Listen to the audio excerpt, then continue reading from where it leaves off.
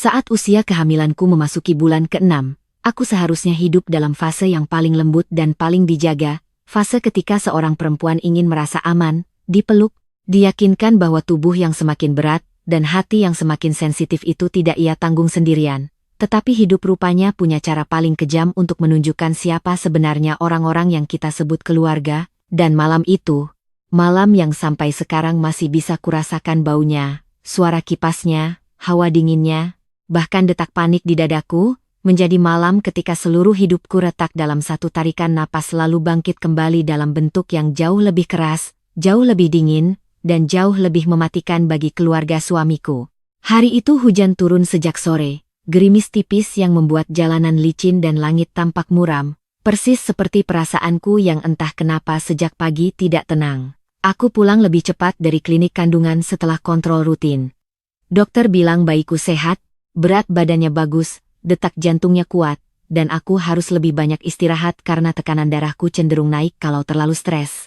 Aku masih sempat tersenyum saat memegang foto USG di tangan, membayangkan akan menunjukkannya pada suamiku, Arga, walau akhir-akhir ini ia makin sering pulang larut, makin dingin, makin gampang marah, dan makin jarang menyentuh perutku sambil bertanya kabar anak kami seperti dulu. Namun aku masih bodoh waktu itu, masih percaya mungkin dia lelah bekerja, mungkin dia sedang banyak tekanan. Mungkin setelah melihat foto USG baru ini dia akan luluh lagi. Betapa lucunya perempuan yang sedang hamil, tubuhnya dipenuhi rasa sakit dan ketakutan tapi hatinya masih sanggup membuat alasan untuk laki-laki yang bahkan sudah berhenti mencintainya. Aku masuk ke rumah pelan-pelan, karena memang akhir-akhir ini aku gampang sesak kalau naik tangga terlalu cepat.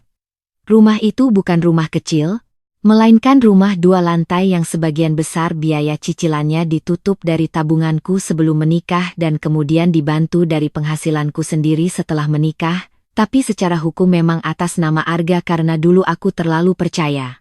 Di lantai bawah lampu ruang tamu menyala redup. Tidak ada suara TV. Tidak ada suara ibu mertua mengomel dari dapur. Aneh, pikirku. Biasanya malam-malam begini rumah selalu berisik. Entah oleh langkah ibu mertua, Bu Lestari, atau suara sepatu Arga yang dilempar begitu saja. Aku memanggil pelan, Mas? Tidak ada jawaban. Aku menaruh tas, menaruh map hasil pemeriksaan, lalu mencium aroma parfum perempuan yang asing, manis dan menyengat, aroma yang jelas bukan milikku dan bukan pula milik Bu Lestari yang lebih suka minyak telon dicampur parfum lawas. Tubuhku langsung menegang. Ada suara tertahan dari lantai atas. Ranjang kayu tangga seperti bergetar oleh langkahku yang pelan namun gemetar. Aku tidak tahu apakah insting seorang istri memang setajam itu atau aku memang sudah lama menolak melihat yang sebetulnya terang, tetapi sebelum pintu kamar kami kubuka, aku sudah tahu hidupku akan hancur di sisi lain pintu itu. Tanganku dingin, jantungku menggedor, bayi di perutku seperti ikut bergerak gelisah, lalu aku mendorong pintu. Yang kulihat membuat seluruh darah dalam tubuhku seperti mendidih sekaligus membeku. Di atas ranjangku, di atas spray krem yang kubeli sendiri, di atas bantal yang tiap malam kupeluk sambil menahan sakit pinggang, suamiku tidur setengah telanjang memeluk seorang perempuan muda berambut panjang yang hanya mengenakan kemeja Arga. Lampu tidur menyala temaram, selimut kami kusut menutupi kaki mereka. Di kursi dekat jendela ada bra merah, tas kecil, dan gelas anggur yang belum habis. Untuk beberapa detik aku tidak bisa bernapas. Aku tidak menangis, aku tidak menjerit. Aku hanya berdiri seperti patung, dan justru itu yang paling menyeramkan, karena ketika sakit terlalu besar, tubuh manusia sering bahkan lupa bagaimana bereaksi. Arga yang mendengar pintu terbuka menoleh malas, lalu wajahnya berubah dari kantuk menjadi panik sesaat, tetapi hanya sesaat. Perempuan itu buru-buru menarik selimut menutupi dada, pura-pura malu, namun matanya justru sempat menilaiku dari atas ke bawah dengan sinis. Aku menatap mereka, lalu menatap perutku sendiri yang bulat, lalu menatap kembali ranjang itu. Ini apa? Suaraku parau, rendah, nyaris tidak keluar. Arga bangun setengah duduk, bukannya langsung menutupi aib atau meminta maaf, ia justru berkata dengan nada kesal, seolah aku yang mengganggu tidurnya. Kamu kenapa pulang cepat? Kalimat itu menghantamku lebih keras dari tamparan. Aku tertawa pendek, tawa yang lahir dari syok, bukan dari lucu. Aku tanya ini apa? Suaraku kini lebih tinggi. Perempuan di sampingnya berusaha berdiri sambil merapikan rambut. Aku pergi saja ya, Mas, katanya manja. Mas, di rumahku, di ranjangku, di depan istrinya yang sedang hamil. Sesuatu di dalam kepalaku meledak. Aku maju dan meraih gelas di meja samping, membantingnya ke lantai sampai pecah berserakan. Jangan berani panggil dia Mas di depanku, teriakku. Perempuan itu menjerit kaget. Arga langsung turun dari ranjang dan menarik lenganku keras. Kamu gila, ya? Aku meronta. Aku gila? Aku gila?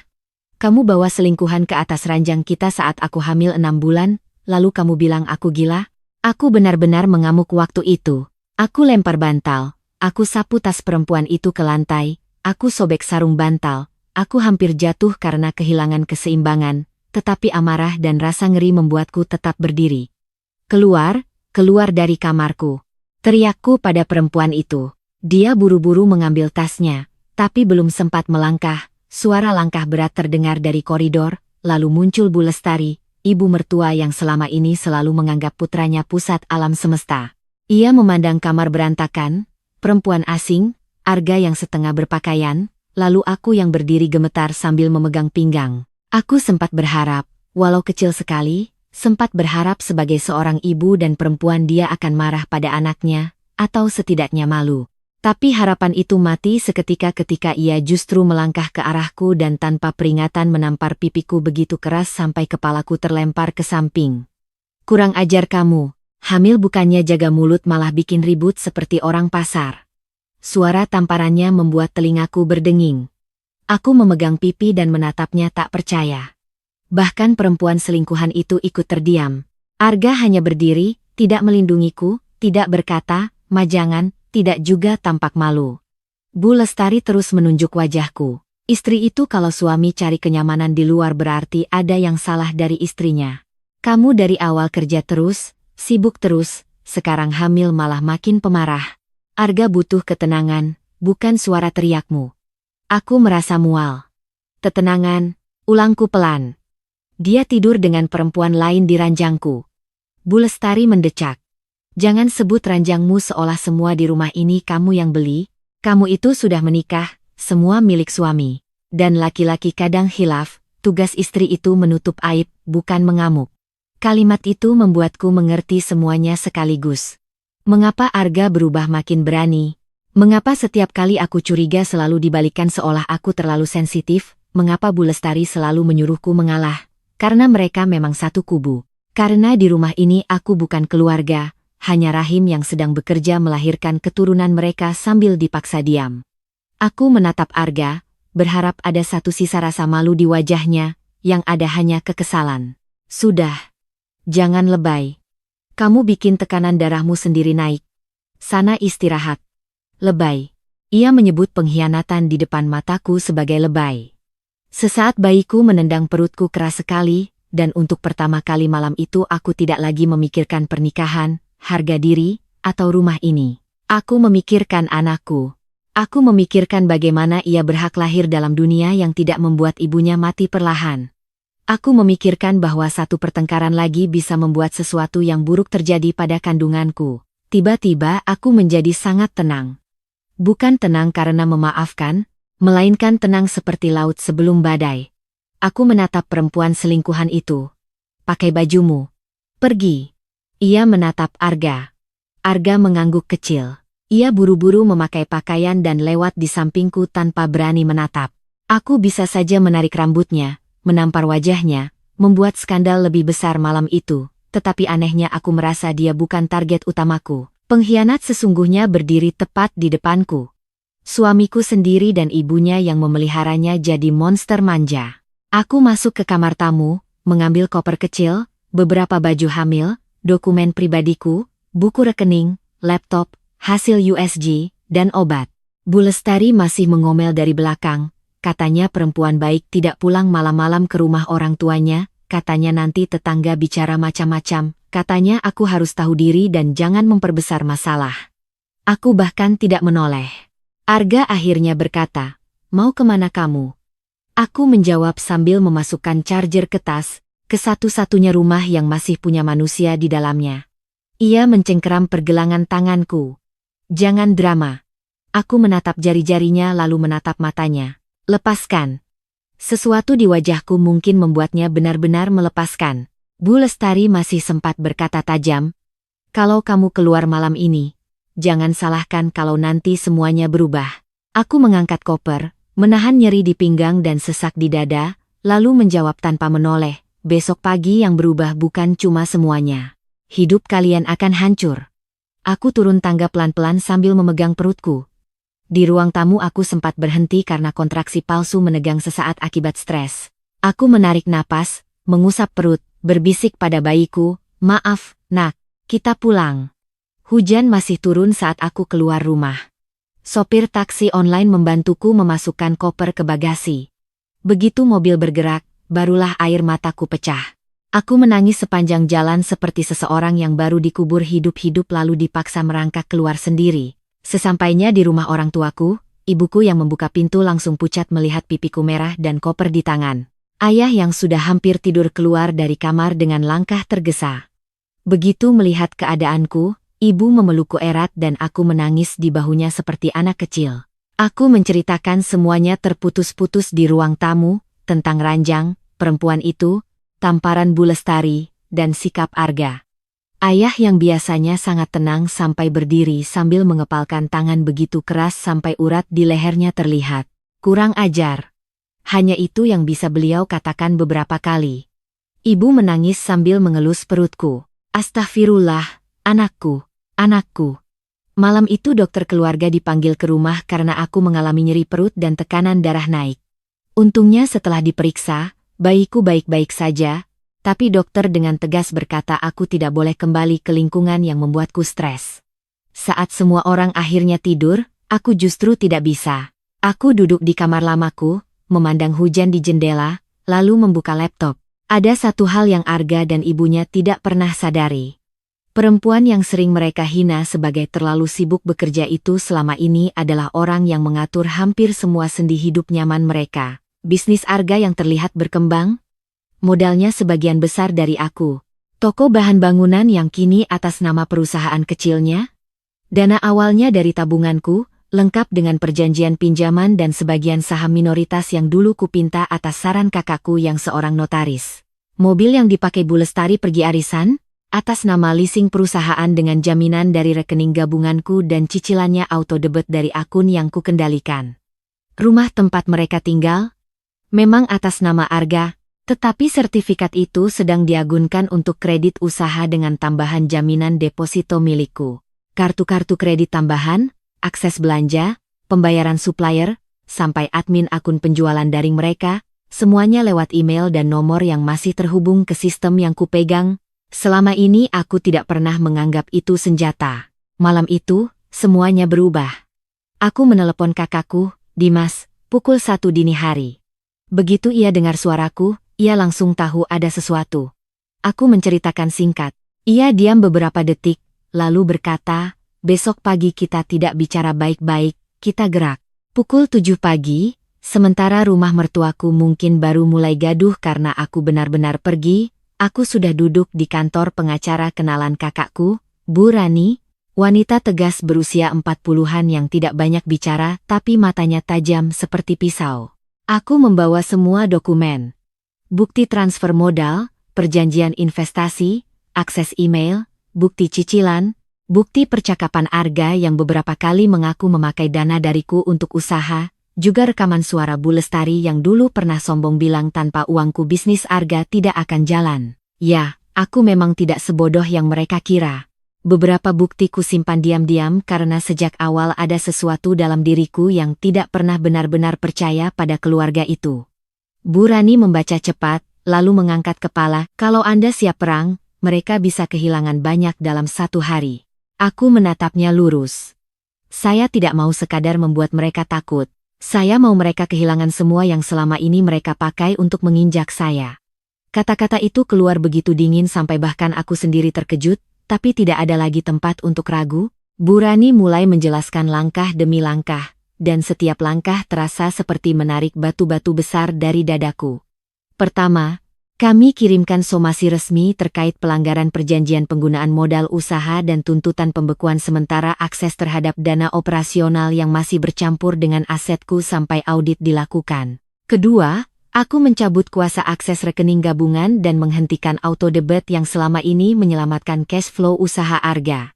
Ketiga, melalui bantuan bank dan bukti kepemilikan deposito jaminan, aku meminta peninjauan ulang fasilitas kredit yang terkait langsung dengan jaminanku. Keempat, aku menonaktifkan seluruh admin akun penjualan, dashboard supplier, serta email utama yang selama ini kupinjami untuk operasional karena terdaftar atas nomorku. Kelima, aku mengajukan gugatan cerai sekaligus permohonan perlindungan atas kondisi kehamilanku dan bukti kekerasan fisik dari ibu mertua. Keenam, yang paling mereka tidak duga, aku menghubungi pemilik ruko tempat toko utama Arga berdiri dan memberitahukan bahwa perpanjangan sewa bulan depan tidak akan kutanggung lagi sebagaimana kesepakatan lisan selama ini karena hubungan keluarga sudah putus. Semua dilakukan sebelum tengah hari. Di sela-sela semua itu, ayahku menghubungi beberapa kerabat yang selama ini sering mendengar Bu Lestari membanggakan bagaimana mereka mendidik aku jadi istri patuh, lalu dengan suara tenang beliau bilang, "Anak saya sedang hamil 6 bulan dan dipukul setelah memergoki suaminya berzina di rumahnya sendiri." Aku tahu itu bukan gosip. Itu peringatan.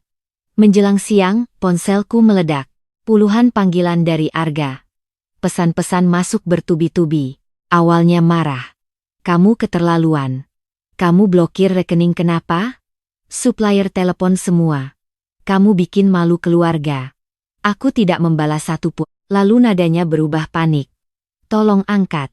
Kita bisa bicarakan. Mama juga lagi syok." Aku cuma hilaf. Hilaf. Kata yang selalu dipakai laki-laki lemah untuk menamai pengkhianatan yang direncanakan. Aku masih diam. Yang membalas bukan aku, melainkan Burani dari nomor kantor, dengan satu kalimat formal bahwa seluruh komunikasi selanjutnya dilakukan melalui kuasa hukum. Pukul 3 sore, kakakku menerima kabar dari salah satu supplier besar bahwa pengiriman bahan ke toko Arga ditahan karena pembayaran tertunda dan rekening perusahaan mereka mendadak tidak dapat dipakai normal. Pukul 4, pemilik ruko mengirim pesan bahwa ia tidak mau terseret konflik dan meminta kejelasan pembayaran serta legalitas usaha dalam 7 hari. Pukul 5, HRD perusahaan tempat Arga selama ini bekerja sampingan sebagai konsultan proyek menelepon untuk verifikasi dokumen karena ada laporan penggunaan email dan fasilitas perusahaan untuk urusan pribadi yang terkait perselisihan hukum. Malamnya, mobil yang biasa dipakai Bu Lestari ditarik sementara untuk verifikasi keterlambatan dan perubahan instruksi pembayaran. Itu baru hari pertama. Aku duduk di meja makan rumah orang tuaku sambil meminum sup hangat yang dipaksa ibu masuk ke perutku, sementara ponsel terus bergetar. Yang paling ironis, di antara semua pesan panik itu, ada satu dari Bu Lestari yang berbunyi, "Kamu tega sama keluarga sendiri saat lagi hamil? Nanti anakmu kualat." Aku menatap pesan itu lama sekali lalu tertawa pahit. Keluarga sendiri. Lagi-lagi kata itu dipakai oleh orang yang menamparku ketika aku berdarah-darah secara batin. Malam itu aku membalas satu-satunya pesan, bukan untuk Arga, melainkan untuk Bu Lestari. Yang ibu sebut keluarga menempatkan selingkuhan di ranjang saya, menampar saya saat saya hamil, dan membela pezina. Mulai sekarang jangan hubungi saya tanpa pengacara. Aku kirim, lalu mematikan ponsel. Namun yang benar-benar membuat rumah mertuaku kehilangan segalanya bukan hanya langkah hukum dan finansial itu. Pagi berikutnya aku melakukan satu hal lagi yang tidak pernah mereka bayangkan akan berani kulakukan. Aku mengunggah pernyataan singkat ke grup keluarga besar dan grup internal bisnis keluarga, tanpa histeria, tanpa makian, hanya fakta yang tertata rapi, bahwa aku meninggalkan rumah pada malam tanggal sekian setelah memergoki Arga bersama perempuan lain di kamar kami, bahwa aku sedang hamil 6 bulan, bahwa aku ditampar oleh ibu mertua ketika memprotes, bahwa demi keselamatan diri dan kandungan aku menarik seluruh dukungan dana dan akses yang selama ini kuberikan secara sukarela pada usaha keluarga, dan bahwa seluruh proses hukum sedang berjalan. Aku lampirkan satu foto pipiku yang merah dan satu rekaman suara pendek Arga yang berkata, "Sudah, jangan lebay." Hanya itu. Tidak lebih. Tapi kadang yang membunuh bukan ledakan besar, melainkan satu jarum tepat di titik paling rapuh. Grup itu langsung sunyi. Lalu pecah. Tante-tante yang biasanya memuja Bu Lestari mendadak tidak tahu harus memihak siapa. Sepupu-sepupu Arga mulai bertanya benar atau tidak. Salah satu om bahkan menelepon ayahku minta maaf karena selama ini mengira aku terlalu dominan dalam rumah tangga. Reputasi keluarga suamiku, yang selama ini dibangun dari citra terhormat, runtuh hanya dalam beberapa jam karena yang kubagikan bukan amarah, melainkan bukti dan ketenangan. Orang mungkin bisa menuduh perempuan marah itu berlebihan, tetapi mereka sulit membantah perempuan hamil yang berbicara tenang sambil membawa bukti. Siang harinya Arga datang ke rumah orang tuaku. Ia berdiri di depan pagar seperti orang yang baru digilas kehidupan semalam. Matanya merah, baju kusut, rambut berantakan. Ayahku yang membukakan pintu dan tidak mengizinkannya masuk, aku tetap keluar ke teras, didampingi kakakku. Arga langsung mendekat dengan wajah putus asa. Kamu gila, ya? Toko kacau. Supplier nahan barang. Rekening dibekukan sementara. Kamu tahu nggak apa yang kamu lakukan? Aku menatapnya tanpa perasaan. Tahu. Aku sedang menghentikan hidup mewahmu yang dibangun dari pengkhianatan. Ia mengusap wajah frustasi. Aku cuma salah sekali. Kakakku hampir maju, tapi aku mengangkat tangan menahannya. Aku ingin mendengar Arga merendahkan dirinya sendiri dengan mulutnya sendiri. Salah sekali? Ulangku pelan. Kamu bawa perempuan itu ke rumah. Keranjangku. Saat aku hamil. Dan ibumu menamparku. Itu yang kamu sebut salah sekali? Arga menelan ludah. Mama emosi. Kamu juga teriak-teriak. Aku benar-benar ingin tertawa karena muak. Bahkan sekarang pun ia masih mencari alasan. Jadi menurutmu kalau aku teriak melihat suamiku telanjang dengan perempuan lain, ibumu berhak menamparku? Ia diam. Aku mengambil satu langkah maju. Dengar baik-baik. Uangku selesai. Aksesku selesai. Pernikahan ini selesai. Suaraku rendah tetapi tajam. Dan kalau kamu atau ibumu berani datang membuat stres lagi saat aku hamil, aku akan laporkan juga untuk kekerasan rumah tangga. Bu Lestari yang rupanya menunggu di dalam mobil akhirnya turun dan berteriak dari pagar, dasar perempuan pembangkang. Dari dulu saya bilang sama Arga, jangan kasih terlalu banyak kuasa sama istri. Kakakku langsung melangkah maju, namun lagi-lagi aku menahannya. Aku menatap perempuan itu, ibu yang selama ini merasa putranya boleh melakukan apa saja. Ibu benar. Kesalahan terbesar saya memang pernah memberi keluarga ibu akses ke hidup saya. Wajah Bu Lestari memerah, tanpa Arga kamu bukan siapa-siapa. Kalimat itu membuat ayahku, yang selama ini menahan diri, akhirnya bicara.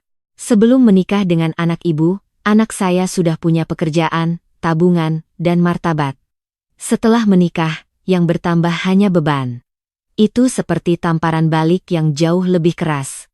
Arga mencoba meraih pagar. Tolong, jangan sampai cerai. Kita pikirkan anak. Aku memandang perutku. Ya, anak. Justru karena anak itulah aku harus pergi. Aku sedang memikirkan anak, jawabku.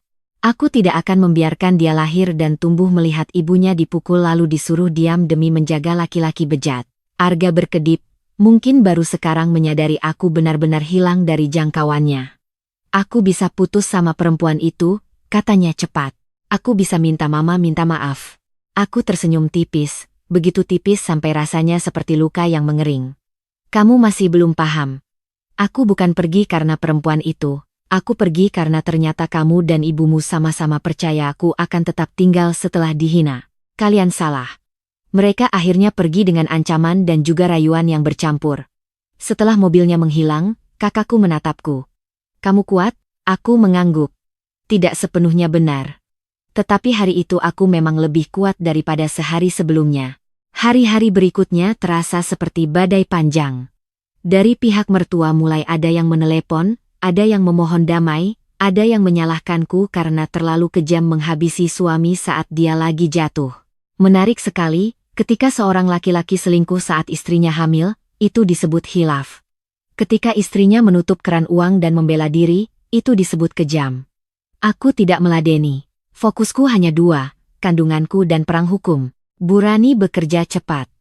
Dari audit awal, terbukti beberapa dana usahaku dipakai tanpa persetujuan untuk kepentingan pribadi Arga, termasuk membayar apartemen kecil yang rupanya disewa untuk bertemu perempuan itu. Bukti transfernya ada, tanda tangannya ada. Bahkan ada chat mesra yang dikirim ke admin properti dari nomor Arga.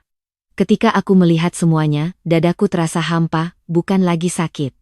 Rupanya pengkhianatan paling parah bukan adegan di ranjang itu, melainkan betapa terstrukturnya kebohongan yang ia bangun sambil pulang ke rumah dan pura-pura jadi calon ayah yang baik. Bu Rani memasukkan semua itu ke berkas. Sementara itu, usaha Arga makin limbung. Salah satu investor kecil menarik dukungan karena tak mau terlibat sengketa keluarga. Supplier utama menolak pengiriman kredit. Pelanggan besar yang biasanya percaya karena ada aku di belakang administrasi, mulai ragu. Karyawan toko 2 orang mengundurkan diri karena gaji telat dan suasana kacau. Bu Lestari yang biasanya pergi arisan dengan kepala tinggi kini harus naik ojek online karena mobil tak bisa dipakai. Dan yang paling memukul ego mereka, banyak kerabat tidak lagi mau datang ke rumah setelah tahu ceritanya. Rumah yang dulu ramai oleh orang-orang yang memuji mereka mendadak sepi. Mereka kehilangan uang, kendaraan, bisnis, nama baik, dan jaringan sosial dalam waktu yang hampir bersamaan. Itulah sebabnya aku bilang malam itu di tangga, besok pagi hidup kalian akan hancur. Aku tidak asal mengancam. Aku hanya akhirnya menggunakan semua yang selama ini mereka nikmati dari kebaikanku. Proses perceraian dimulai 2 bulan kemudian, saat kandunganku masuk 8 bulan, aku datang dengan perut besar. Wajah tenang, dan kedua orang tuaku di samping. Arga tampak jauh lebih kurus. Bu Lestari datang dengan wajah seperti korban yang terlalu suci untuk dunia. Di hadapan mediator, mereka mencoba bermain narasi bahwa aku terlalu emosional karena hamil, bahwa kejadian malam itu hanya salah paham, bahwa perempuan tersebut teman bisnis yang tidak sengaja ada di rumah karena mabuk. Aku hampir muak mendengar betapa murahan kebohongan mereka. Untungnya kami punya bukti, foto-foto kamar, rekaman suara, bukti pembayaran apartemen, chat mesra, dan rekam medis pukulan di pipiku. Ketika semua diletakkan di meja, mediator sampai terdiam lama. Bu Lestari sempat berkata aku memfitnah keluarga baik-baik. Bu Rani langsung memutar rekaman suaranya sendiri malam itu. Laki-laki kadang khilaf, tugas istri itu menutup aib. Wajah Bu Lestari langsung kosong. Aku menatapnya lurus. Masih mau bilang fitnah? Tidak ada yang lebih telanjang daripada suara sendiri yang kembali menghantam wajah kita di ruang sidang. Gugatan cerai berjalan mulus karena pada akhirnya Arga sendiri terlalu lelah dan terlalu panik menghadapi masalah bisnisnya untuk benar-benar melawan panjang. Ia sempat memohon soal pembagian aset, tetapi sebagian besar yang ia nikmati memang bukan hak miliknya. Rumah itu tetap atas namanya, ya, namun kredit dan usaha yang menopang rumah itu limbung. Aku tidak mengejarnya habis dalam bentuk dendam membabi buta.